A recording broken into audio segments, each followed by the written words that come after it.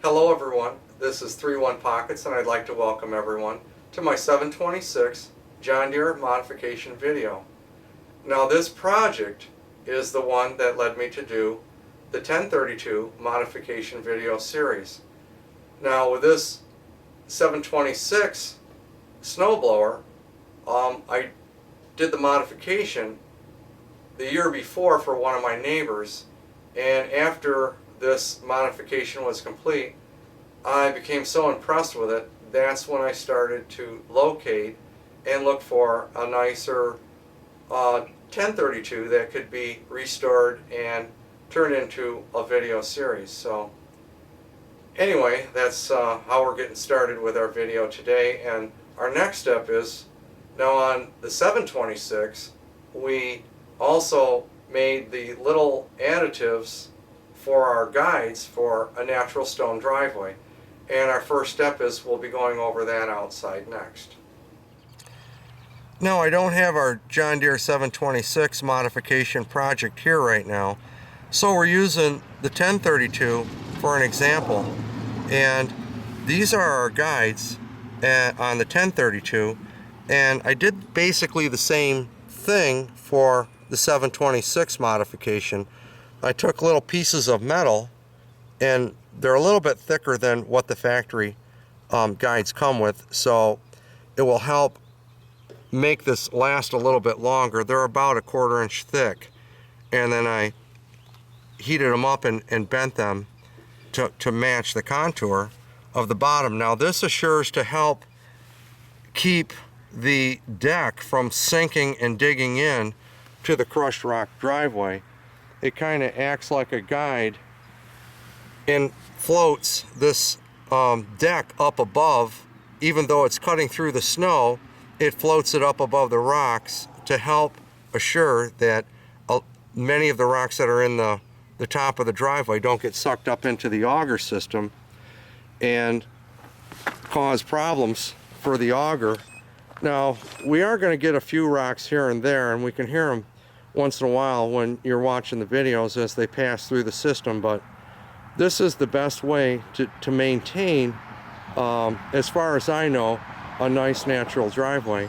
And many of the people in this area have natural driveways and they like it that way. So anyways, I'm just showing you that. That's one of the things that we did for our 726 modification project. Now getting started with this modification of the snowblower. Originally my neighbors brought the snowblower over for a tune-up and to get it operational for the season. Now I got started with rebuilding the carburetor, and shortly thereafter had discovered that the engine also had internal engine problems. Now this particular snowblower is about 30 years old, give or take, and is sat for a very long length of time. Now we have to weigh in a lot of the cost sometimes and the reality, and at the time the engines that the replaceable engines were not that much money, and when the repairs start to get up to about half to 3/4 of the cost on a new engine, sometimes the best thing to do is replace the engine. Now I recommended that they replace it with a larger engine, and my pick was the 11 horsepower Intek Briggs and Stratton Powerbuilt engine. A lot of these engines are a lot more modern and have features that make it so it's easier to start and operate a lot smoother than many of the older engines. So that was the engine that we chose for the project. Now the modification, I never had the chance to do a video on it, but I did take some still photos, and our next step in this video is we'll be able to see those next.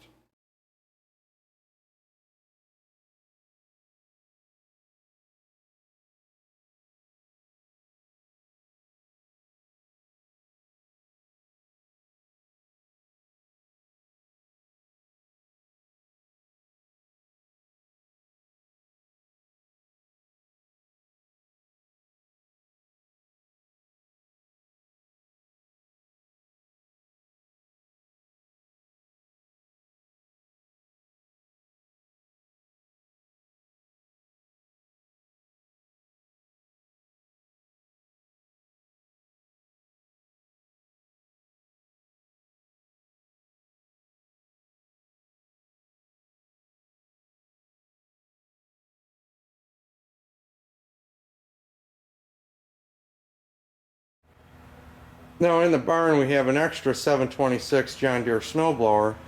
We keep it around for parts or whatever. I got this a few years ago off of Craigslist and haven't really had the time to fool with it. I got a lot of the parts to modify this one also, but I'm not really sure what engine I'm going to use on this particular deck, so we just have it here off to the side and inside the barn for a reference point. Well, we're going to run just a little bit short of time to complete this project in our YouTube 10 minutes. So I hope you guys stay tuned in for episode number 2 of the 726 John Deere modification video, outdoor snow load testing. So till next time, this is 3-1 Pockets, and thanks for watching.